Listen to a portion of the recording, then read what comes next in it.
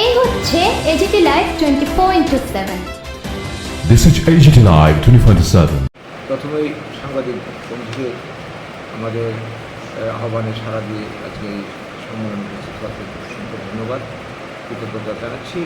আজকে আমাদের সাংবাদিক সম্মেলনের যে মুখ্য বিষয় সেটা হচ্ছে, আপনারা সবাই জানেন যে গন্ডাছড়াতে গত 7ই জুলাই থেকে শুরু করে 12ই জুলাই পর্যন্ত যে ম্যাসাকার হয়ে গেল বাঙালিদের উপর, একটা সামান্য বিষয়কে কেন্দ্র করে আনন্দমেলাতে একজন উপজাতি যুবক দুর্ঘটনাজনিত মানে বলতে পারি আমরা, একে কেন্দ্র করে দোষ চাপিয়ে দেওয়া হয়েছে গোটা বাঙালি জাতির উপর।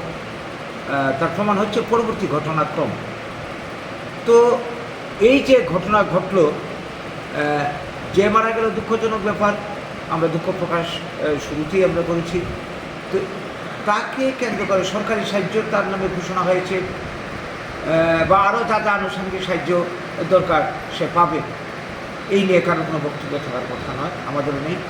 কিন্তু কথা হচ্ছে, এই ঘটনার যে ধরে অজুহাত বানিয়ে এই যে একটা নির্দিষ্ট জনগোষ্ঠী বলতে বাঙালি জনগোষ্ঠী, এই এলাকার গন্ডাছড়া এলাকার মানে সরকারি হিসেব মতো 165টা ফ্যামিলিকে দেখানো হয়েছে এরা ক্ষতিগ্রস্ত, বাস্তবে কিন্তু আরও অনেক বেশি সংখ্যাটা। তো বাড়িঘর জ্বালিয়ে দেওয়া, দোকানপাট লুট করা, স্থাপর অস্থাপর সম্পদ ধ্বংস করে দেওয়া, লুট করে নিয়ে যাওয়া, এবং তাদেরকে ভয়ভীতি দেখে এমন একটা ত্রাস সৃষ্টি করেছে যে পরিবেশ তৈরি করেছে গন্ডাছড়া এলাকাতে আগামী দিনে ওরা থাকতে পারবে কিনা আদৌ, এটি এখনও প্রশ্ন দেখা দিয়েছে।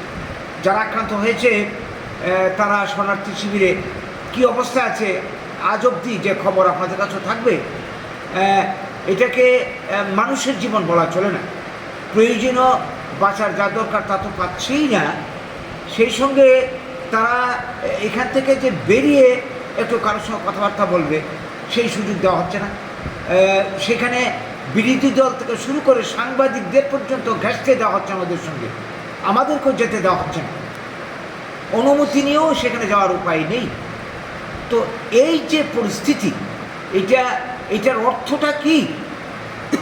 গভর্নমেন্ট, যেটা আপনারাও জানবেন, হয়তো খবর আছে, যেদিন ঘটনাটা ঘটে সেদিন স্থানীয় বিধায়িকা এবং কি বলবো এসডিএম সাহেব এবং এসডিপিউ থেকে শুরু করে প্রশাসনের যত উচ্চপদস্থ কর্মকর্তা উপস্থিত ছিলেন ঘটনার দিন, তাদের উপস্থিতিতে এই ঘটনা সংঘটিত হলো।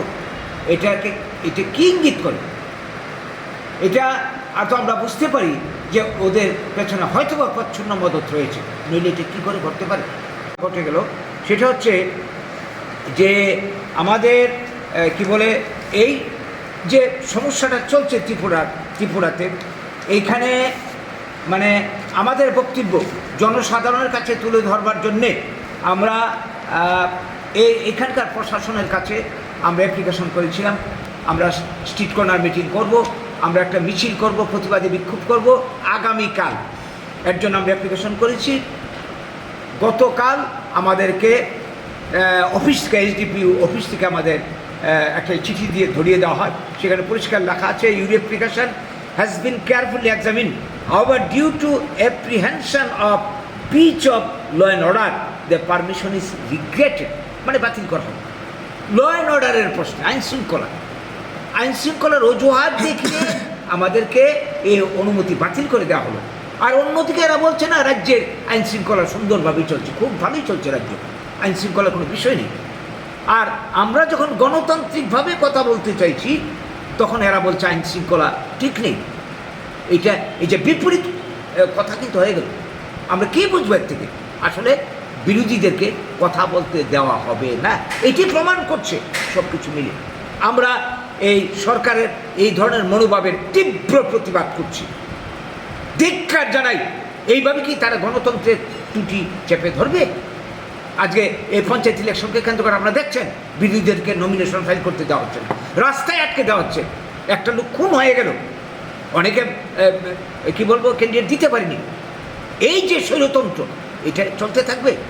এই অবস্থায় প্রয়োজনে হয়তো ভবিষ্যতে আমাদেরকে আইনের দ্বারস্থ হতে হবে, এরকম একটা সিচুয়েশন তৈরি হয়ে গেছে। আগামী দিনে আমরা দেখছি, অপেক্ষা করছি রাজ্যপাল মহোদয় আমাদেরকে কতটা সাড়া দেন।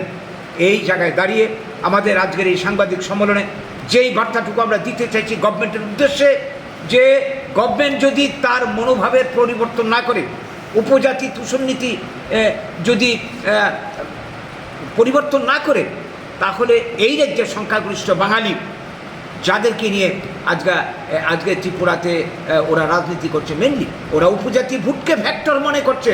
এই রাজ্যের প্রত্যেকটা রাজনীতি দল উপজাতিরা 30%, ভাইরাস 70% বাঙালি ভোটকে কোনো ফ্যাক্টরি মনে করছে না। আজকে বাঙালিরা পিঠে দেওয়াল ঠেকে গেছে। যদি বাঙালিরা ঐক্যবদ্ধ হয়, ত্রিপুরার অবস্থাটা কী দাঁড়াবে?